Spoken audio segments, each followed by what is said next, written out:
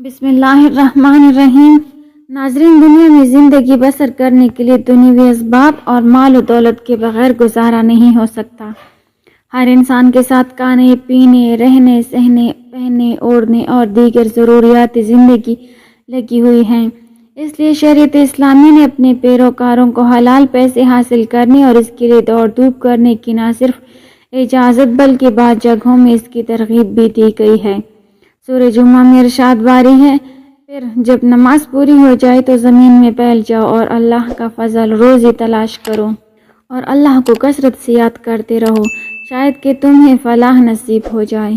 حضرت کعب بن عجرہ رضی اللہ تعالیٰ عنہ کی روایت ہے کہ رسول اللہ صلی اللہ علیہ وسلم کے پاس ایک آدمی گزرا۔ صحابہ نے دیکھا کہ وہ رزق کے حصول میں بہت متحرک ہے اور پوری دلچسپی لے رہا ہے، تو حضور صلی اللہ علیہ وسلم نے عرض کیا، اے اللہ کے رسول، اگر اس کی دوڑ دھوپ اور دلچسپی اللہ کی راہ میں ہوتی تو کتنا اچھا ہوتا۔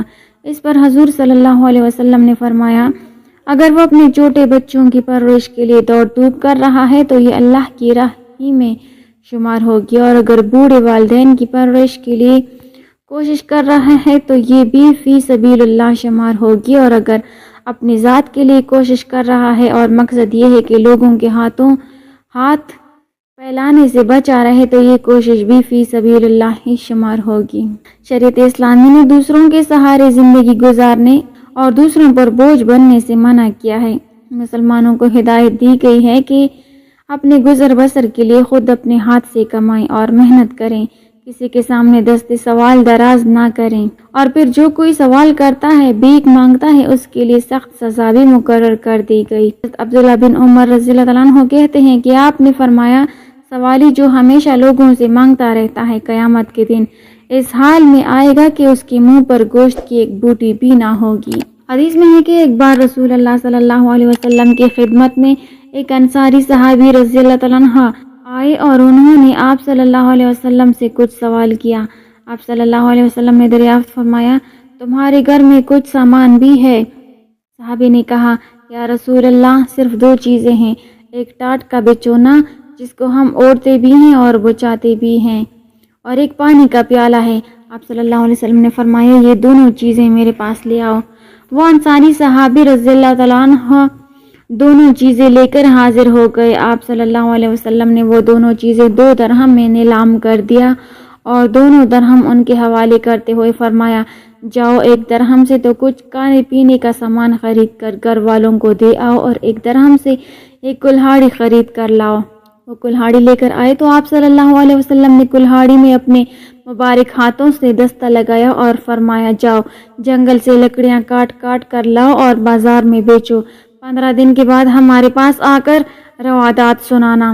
15 دن کے بعد صحابی رضی اللہ تعالیٰ عنہ جب حاضر ہوئے تو انہوں نے 10 درہم جمع کر لیے تھے۔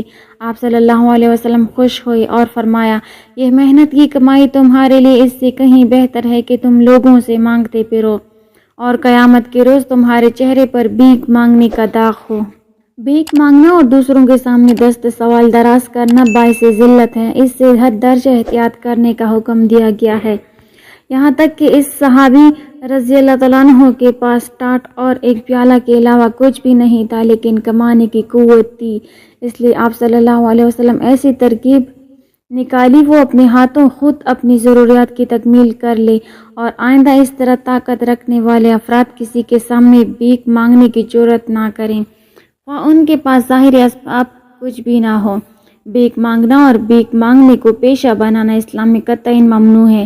رسول اللہ صلی اللہ علیہ وسلم نے بھیک مانگنے کی نہ صرف ممانعت کی ہے بلکہ اس کے خاتمے کے لیے عملی اقدامات بھی اٹھائے۔ اسلام چاہتا ہے کہ صاحب حیثیت افراد اپنے ارد گرد کے لوگوں کا خیال رکھیں، حقدار کی بغیر مانگے مدد کریں تاکہ ضرورت مندوں کو بازاروں، چوکوں، چوراہوں میں مانگنا نہ پڑے۔ بازاریہ گھروں میں جا کر مانگنے والے بچے ہوں یا بڑے جن کے بارے میں علم ہو کہ یہ پیشہ ور بکاری ہے تو ایسے افراد کی حوصلہ شکنی کرنی چاہیے، تاہم اس میں متکبرانہ انداز اختیار نہ کیا جائے، انہیں جھڑکا نہ جائے کیونکہ یہ اللہ کا حکم ہے، بلکہ شائستگی کے ساتھ معذرت کر لی جائے۔ البتہ اگر کسی نے نفلی صدقہ انہیں دے دیا تو دینے والے کو صدقے کا ثواب ہوگا، نہ دینے سے گناہ نہ ہوگا۔ حضرت ابو ہریرہ رضی اللہ تعالیٰ عنہ کہتے ہیں کہ آپ نے فرمایا جو شخص اپنا مال بڑھانے کے لیے لوگوں سے سوال کرتا ہے وہ آگ کے انگارے مانگ رہا ہے، اب چاہے تو وہ کم کرے یا زیادہ اکٹھے کر لے۔ حضرت ثوبان کہتے ہیں کہ مجھ سے رسول اللہ صلی اللہ علیہ وسلم نے فرمایا کون ہے جو مجھے یہ ضمانت دے کہ کبھی کسی سے سوال نہ کرے گا تو میں اس کو جنت کی ضمانت دیتا ہوں۔ ثوبان کہتے ہیں کہ میں نے کہا میں اس بات کی ضمانت دیتا ہوں، چنانچہ اس کے بعد انہوں نے کبھی کسی سے سوال نہ کیا۔